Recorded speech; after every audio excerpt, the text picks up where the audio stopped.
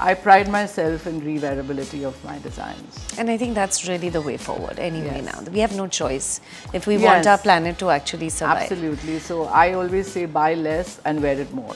There was a time in my 20s I dressed to attract attention. I wanted to walk into a room and everybody had to look at me, otherwise I Yeah. felt the outfit was wasted. I just want to buy something that I will wear like 40, 50 times till it falls apart. That's always my goal.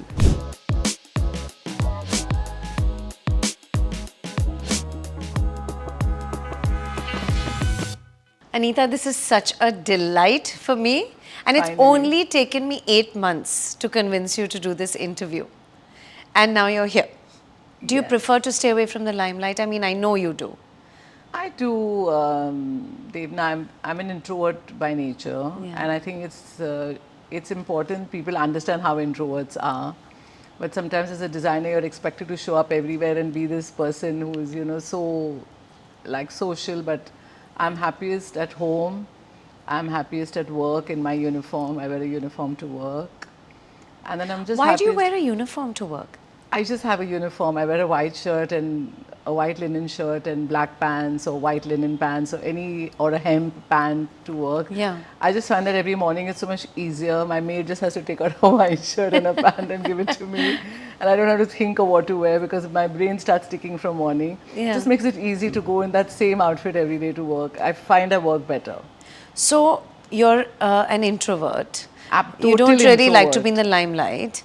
You Yes. like to keep your outfits simple so it doesn't distract you from what you need to do. Yes. But you're in fashion. Yes, I'm in fashion and I love fashion and I love what I do. Yeah, well, you're really very good at it. And actually, it's not necessary that you have to be flamboyant and extroverted to be in fashion. You just have to, sort of. I think that has changed now with social media, etc. I think it's But- a stage. but- I was flamboyant in my dressing. There was a time in my 20s I dressed to attract attention. I wanted to walk into a room and everybody had to look at me, otherwise I Yeah. felt the outfit was wasted. Yeah. But now I've grown, I'm wiser, I'm mature, and now it's just me. I don't have to prove anything Yeah. to everybody, and now it's more about just doing what I want to do. So besides work and being at home and family, I don't like to do anything else much. And honestly, I don't have time for anything else much. Yeah. And I don't enjoy parties, and I don't enjoy because I think at parties you don't have meaningful conversations with anyone. And typically today parties are you just flit from one person to the other. You get interrupted every 2 minutes. Yeah. I'd rather have somebody home, have a small dinner party with 4 or 5 people, have meaningful conversations. It's just about finding meaning in what you do in your spare time. That's what I love about growing older as a woman. Yes. I think you come so into your own Yes. and become so comfortable in what you want out of life. Yes, because there's so much. There's so much to do and such little time left. So Yeah. you want to do what you want to do. And I think you want to hold on to your loved ones as much as possible. Yes, for me, every moment I get, I love to spend with mum, with the family. Yeah. I prioritize that over anything else. Okay, so tell me about yourself as a young girl, dreaming about becoming a designer, sort of trying to convince your family. I don't think they were convinced at the time. And sort of what you stood for at the time and how you rebelled in a sense as well and made this happen. That was a different era, and today is Yeah. a different time, and that was a different time. And I won my parents over with love, conviction. I came from a traditional family. I did what I Yeah. had to do. Yeah. My sense of purpose was very clear to me, and I found my way. And I'm just fortunate I got to do what I did eventually. Yeah. And I would wish that for every woman in this country, that she gets to do what she wishes to do. And that's my wish for today's generation, is that follow your dreams and, fight for what you think you want to do and go all out for it. As a student, you did your thesis on Giorgio Armani, an uber luxe designer. And then you started your career targeting the middle class ready to wear middle class to upper middle class woman. However, you chose to do your thesis on a luxury designer. But I've come a full circle. I do luxury today and I enjoy it. I started with ready to wear. Yeah. I think I came from a very simple middle class background and I made clothes what I wanted to wear then. And I'm very basic myself. But today I do luxury, today I do a lot of craft, and I think I straddle both worlds. But I think essentially my my strength lies in ready to wear. Yes, But absolutely. today I've embraced craft, and I make today ready to wear clothes that are almost like couture clothes because I use a lot of craft in them. But if you see, my shapes are very timeless. Yeah. You know, in that sense, Armani is a very timeless designer. Yeah. And I like to create clothes that can be in any woman's wardrobe forever. And I do get that back from so many women that I meet even today. Any of the labels that I've created, they've bought, they always say they have something from 20 years ago, 25 years ago, 30 years ago. And that makes me really happy because for me today sustainability is very important. But at one level, I've always thought sustainable because I've always created clothes that are timeless. Yes, absolutely. You always have. Yes. And you also And I referred will to continue to do that more mindfully and meaningfully now because I think whatever you have and whatever a woman buys, especially when it's a luxury garment that she's buying, especially when she's buying craft. Yeah. Because today I'm so consumed with craft and I'm so consumed with transforming the craft space in our country. And it has so many reasons, and I'll delve into all of that. For me, that she keeps that garment forever and she keeps that piece of craft that a woman has embroidered or hand woven in a village of India forever is very, very important to me.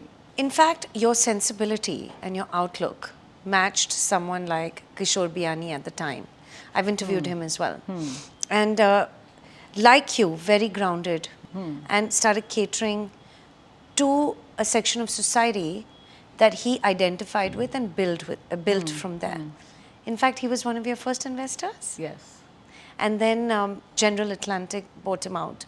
I think when General Atlantic invested, and that was the large investment, Yeah. of course it gave us, they're an amazing team, and it gave us a lot of financial strength to expand our retail network.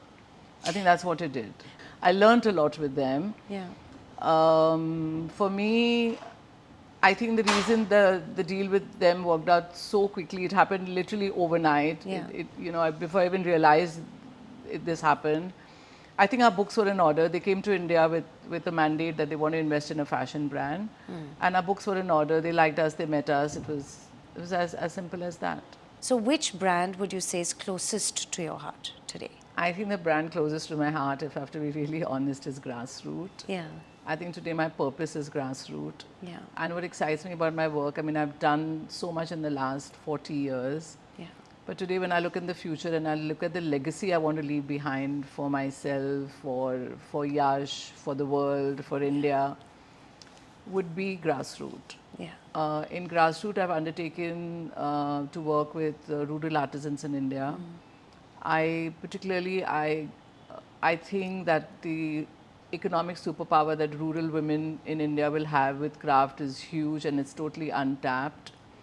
And nothing excites me more than providing an employment opportunity to a woman sitting in a village, 400 kilometers away in Gujarat or Kashmir or Rajasthan.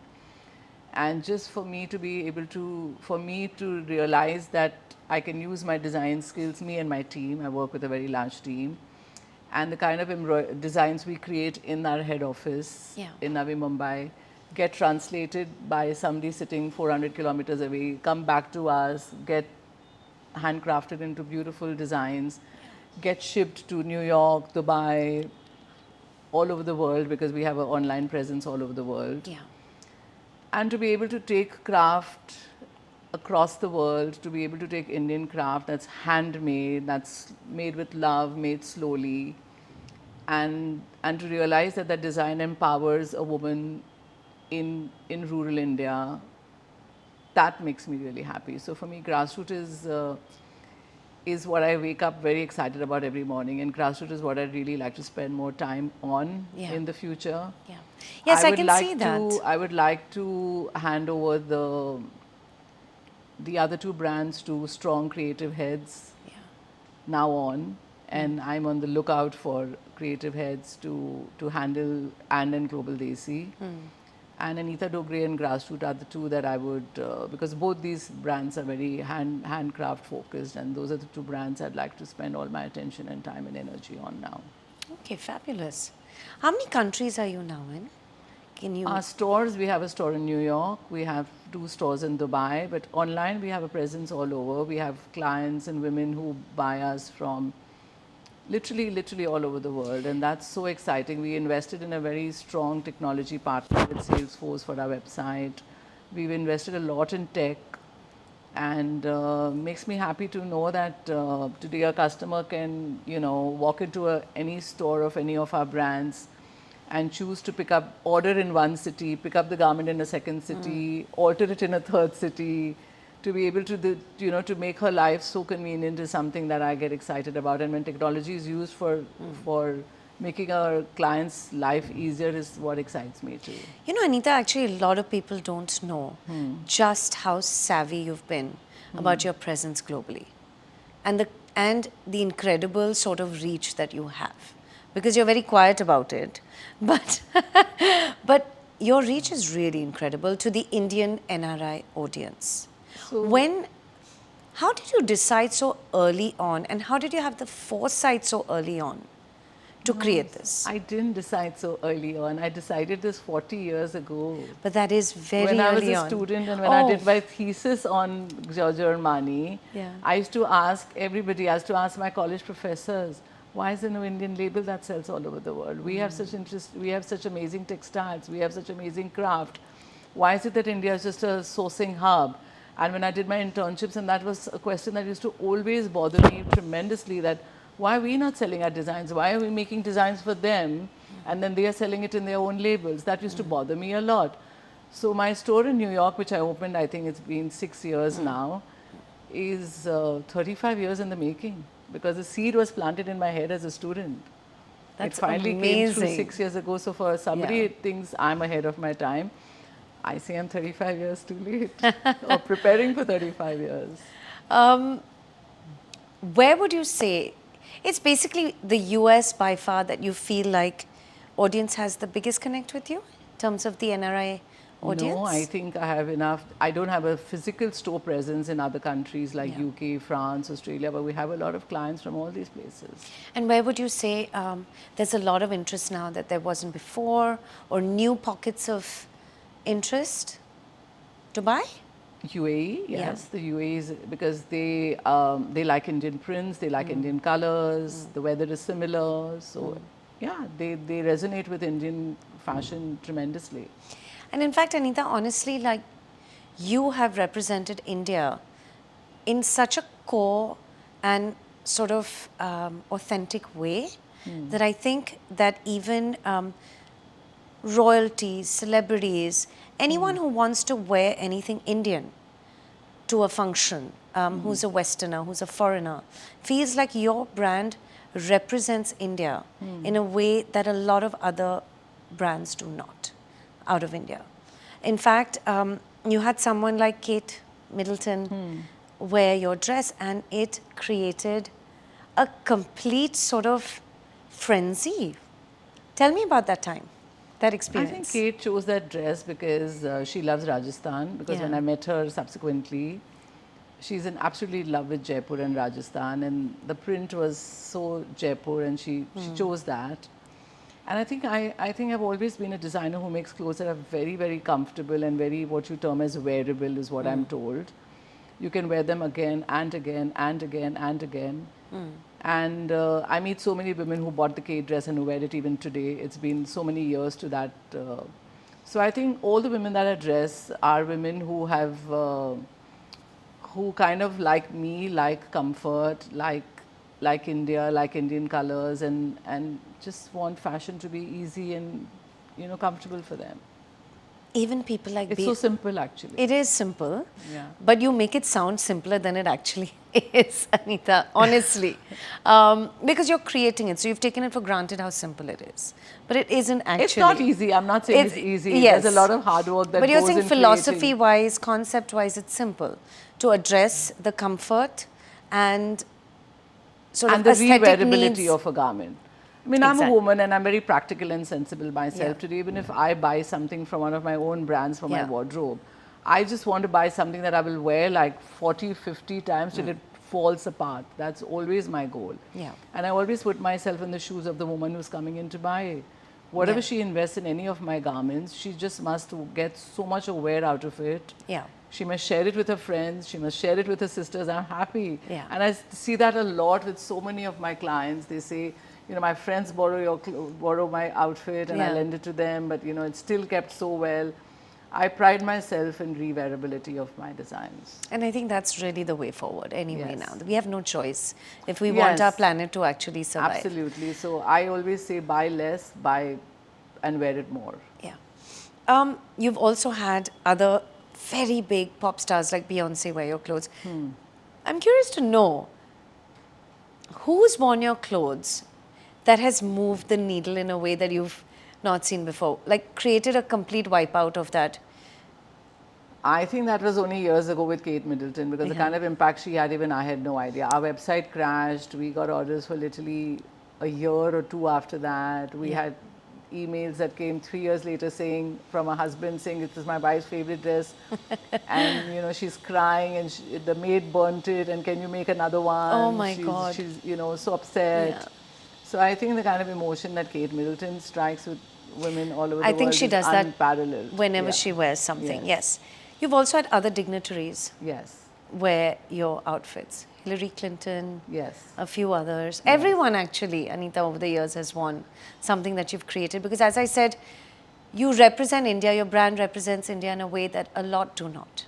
You know, because of your very conscious work also with artisans, your focus on Indian prints, all of that.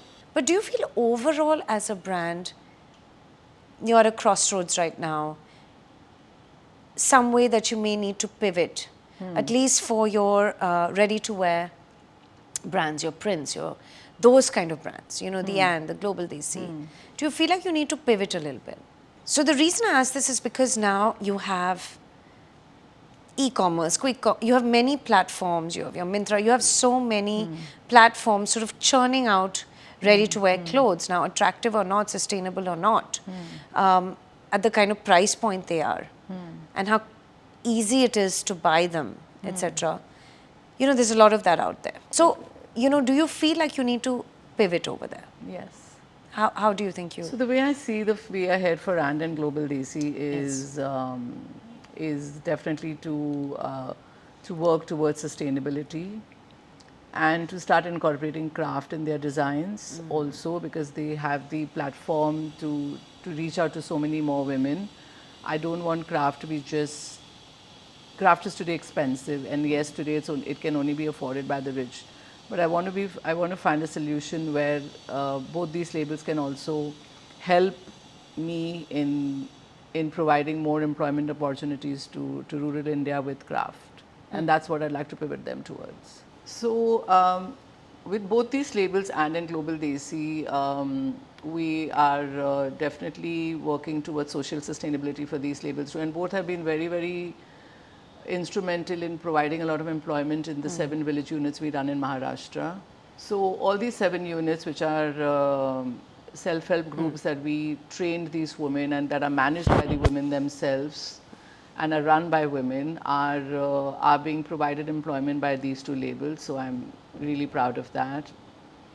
And in the future, I'd like to, besides just running tailoring units, maybe also use these 2 labels to give an opportunity to craftsmen in other parts of the country also. So I'd like to pivot them more towards social sustainability as much as I can.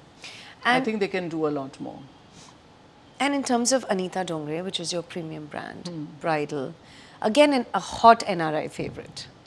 I know a lot of people who've bought Bridal and even sort of the best friends and the family and all of that. What are your plans there? Just to continue doing what we do right now. There will be one more international store opening this year. Amazing. And so you're not going to tell me when? I'll tell you when it's done. Yeah. And yeah, so that's exciting. There's a lot of PR, social media, presence of designers themselves across a few brands today.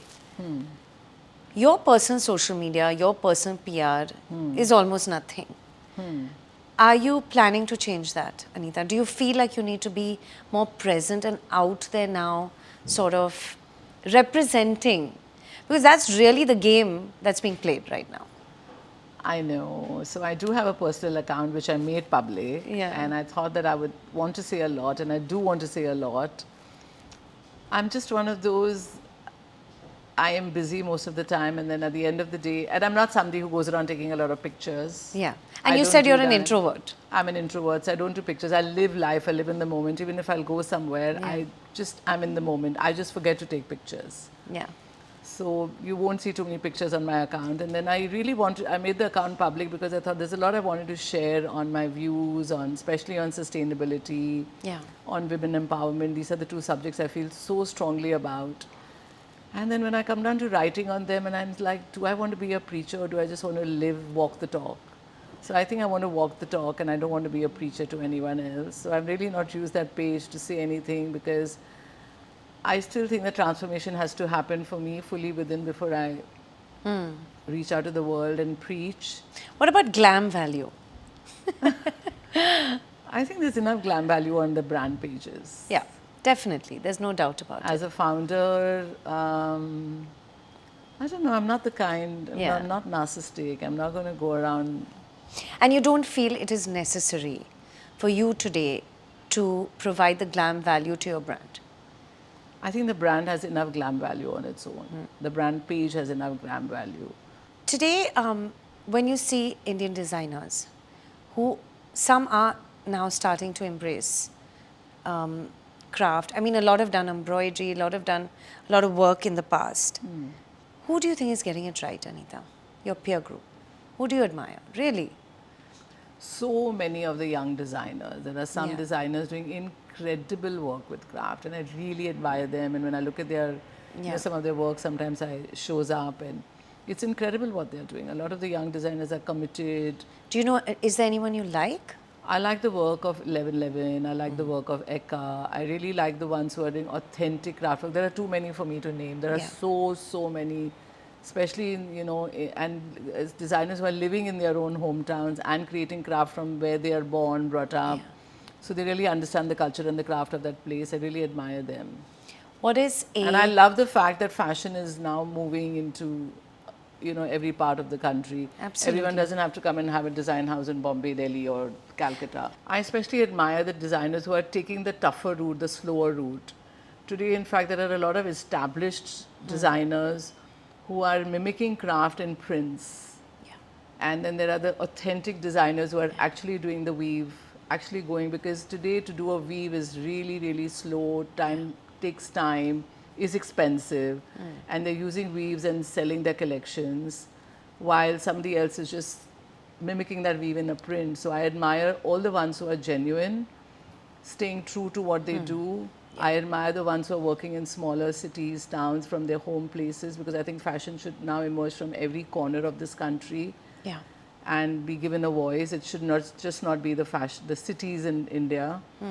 And I like it that it's getting spread out everywhere now. So where do you think the growth is going to be for you in the next couple of years, Anita? I think for us it's going to be internationally. For my label, for Anita Dongre, definitely internationally. Do you travel a lot? Not so much. I used to travel a lot. I've traveled to every corner of the country, and I would love to travel more, but now time doesn't, you know, it's just too long. It just takes too long to go to an airport, stand in queues, take a flight. It really has become very painful. I'll end up working to with travel. everyone on video calls, and it's just such a big time saver, and honestly it's more sustainable. I try to fly as less as possible. Your son is now part of the company. I've heard him speak, a few interviews he's done. He's a young, dynamic change maker now for the brand.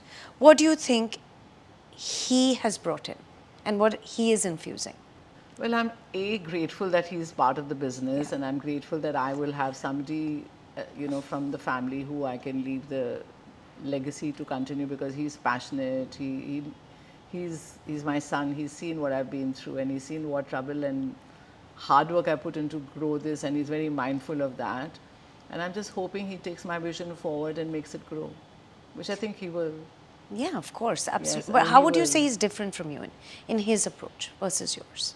So Yash plays a different role in the company. I'm the creative one, and he's the one who looks after operations and does all the stuff that I don't like to do. So I'm grateful. It's a great it's a great way to balance what Yeah. I do. And is it, do you feel a sense of security now that you have a family member, next generation, there to take your brand forward? I'm I'm happy there's a family member, Yeah. but I have some great professionals at the company. Of course. They've been with me from the time I've launched, and they together with Yash will take the company ahead. Yeah, of course. What's your relationship with money, Anita, and success? You know, as a creative person, I've never really given much thought to money. I've been blessed, I've been fortunate. Whatever needs I've had at work or personally have always been met. But my needs have been simple always. Yeah. But I think today what I'd like to say to young women is that you must understand and manage your own money. I've learned to do that very, very recently, very late in life. I think even as a successful businesswoman, and most of us, we just tend to think that you don't want to manage money, you know, you just want to leave that to a man to do it. But I Yeah. think women should take charge of their finances. It's something I inculcate and teach everyone around me, my nieces, Yeah. the girls in the company, that please take charge of your finances and please know what you have and how you can make it grow and get smart with your money. So, Also, Anita, tell me about Barbie. My goodness, you know, I remember my daughter and I showed her Diwali Barbie. And even then, of course, you would be the pick because again, you represent India in a way that a lot of designers don't. It's a very unique connect that your brand and you as a human being have as an Indian. So tell me about that. it was just amazing. It was like an emotional floodgate got thrown at us when we Yeah. launched the doll together with Mattel. Yeah. That's not the kind of response I expected. It was insane. Yeah. It was so emotional. We had voice notes and emails and DMs from women saying that they cried when they saw the doll. You know, they finally could buy something and gift it to their daughters that daughters could resonate with. Yeah. It was just And you so didn't emotional. overdo it. It wasn't overly flamboyant, the outfit that you put on My Barbie. style is not overly flamboyant. I'm quite minimalistic. It was Yeah. India. It was an Indian print. It Yeah. was a contemporary skirt top. It was an Anita Dongre design, and it was an Anita Yeah. Dongre doll. Yeah. Also, Anita, what is your attitude to competition? Competition is very different today than it Yes. was when you started, and even in the first 10 years. Yes. You know, people are sort of closing that barrier to entry quite quickly because of technology Yes. and scale. How do you view it?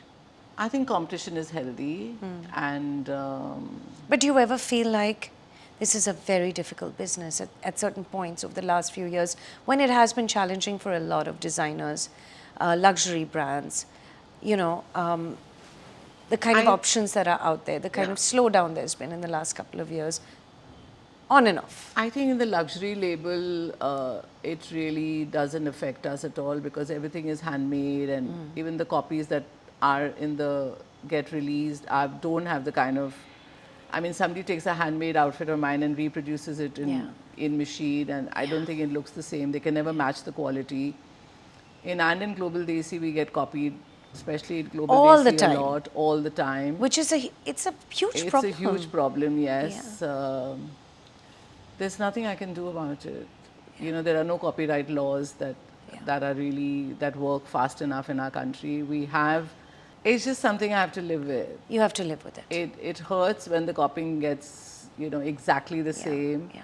They don't match the quality, and I wish that customers today were more discerning and learned to buy the original, authentic brand and not buy a copy. So I think the power lies in the consumer. I hear you. Yeah. But what about the consumer who's spending less now in retail?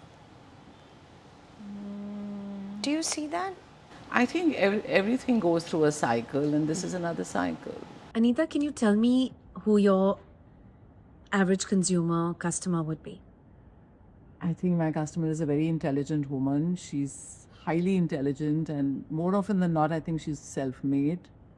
I still remember this one instance when a few years ago, I had this client who walked into my store with her dad, and she, you know, bought a lot of clothes for her wedding. She bought her bridal, she bought all her occasion outfits. She took those decisions really quickly. She was visiting, she wasn't from Bombay.